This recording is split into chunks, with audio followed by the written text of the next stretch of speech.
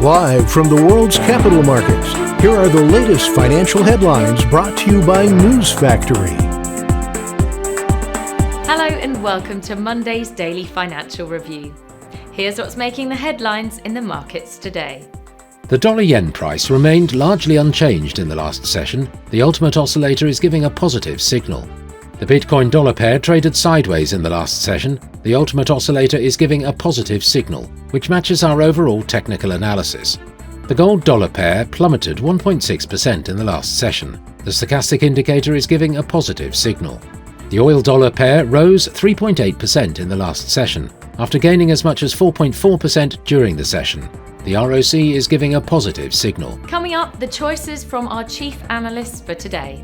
Oil producers cartel OPEC's share in India's oil imports fell to an all-time low of 46% in April, as purchases of cheaper Russian oil peaked, industry data showed. Saudi Arabia's economy grew by 3.9% year-on-year in the first quarter of 2023, according to initial government estimates of real gross domestic product, led by growth in non-oil activities.